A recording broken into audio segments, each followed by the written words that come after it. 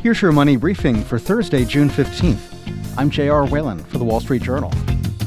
Half of workers surveyed in a new Gallup poll say they're not engaged on the job.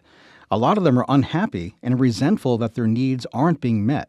Wall Street Journal workplace reporter Lindsay Ellis joins us to go deeper to understand why workers' sentiment has gone south. So, Lindsay, first of all, how is worker engagement defined and why is it important? So employee engagement is a measure of how enthusiastic and involved you are at work.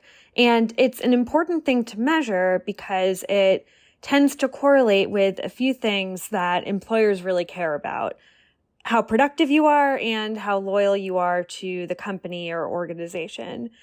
It's also important because it gives some signal as to how happy someone might be at work, whether the day-to-day is enjoyable or if it feels like you're sort of trudging uphill. It wasn't that long ago you were with us talking about quiet quitting, where workers were putting in minimal effort to get by. How is what's going on now different? So just as last year, Gallup says that about half of U.S. workers are not engaged at work. So similar to quiet quitting, people putting in minimal effort day to day to do their jobs and not go above and beyond. What's different now is that there's a growing share of the workforce that is disengaged. That group is more resentful that their needs aren't being met. And in some cases, these workers are disgruntled over low pay and long hours, or maybe they've lost trust in their employers. And so that proportion of the workforce is increasing as the sort of not engaged, quiet quitting share is holding steady at about 50%. But as recently as 2020, the Gallup poll showed that worker engagement levels had hit their highest levels ever. What pushed those levels so high? In 2020, some of the engagement was really driven by companies' early responses to the pandemic. There were tons of town halls and meetings early on in which executives and managers were really overly communicating with their workers, and that kept relationships strong, kept people, on similar pages, and workers said that they were more engaged at that point. But the poll says employee engagement has declined for 2 straight years. What are workers saying about that? So some workers are saying that they are less connected to their offices and workplaces, which they attribute in part to remote work. Workers also say that they would change key aspects of their jobs to make things better. Perhaps unsurprisingly, they want higher salaries, less overtime, and clearer goals from their managers. They also are saying that they want more autonomy at work.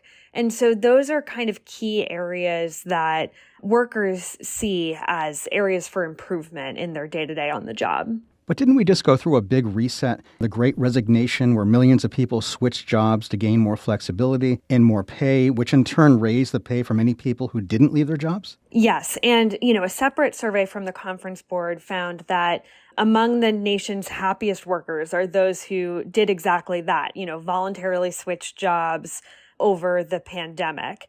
And for those individuals, their pay likely increased, and they also may have a role that is a better fit, which can drive up their happiness for those job switchers. You mentioned efforts to bring people back into the office, and that was really meant to increase employee engagement. Has that backfired? It's a great question. So Gallup and McKinsey both say that a few days a week in the office can be really helpful to get people on the same page. Gallup points to improvements in problem solving and collaboration as two of the reasons for that. But it is a type of policy that can really irritate workers. And we've seen at a number of companies in recent weeks, employees are pushing back against either stricter return to work policies or stricter enforcement of return to work policies. The sort of flip side of that coin is that some workers who have joined their companies in recent years may not feel as connected to them if they've been working entirely remotely.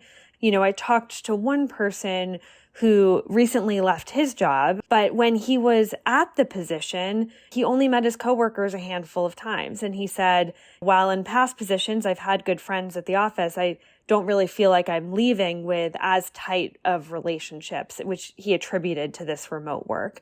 And those relationships are definitely a key factor in engagement.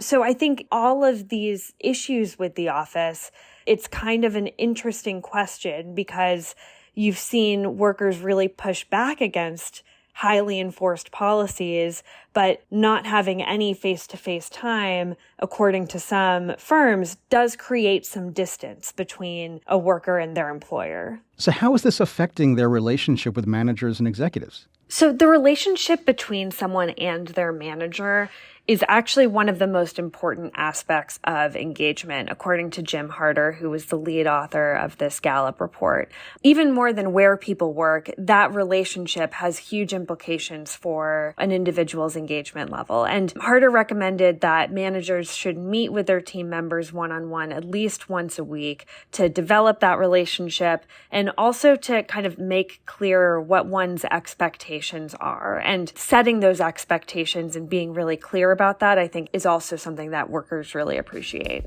That's Wall Street Journal reporter Lindsay Ellis. And that's your Money Briefing. I'm J.R. Whalen for the Wall Street Journal.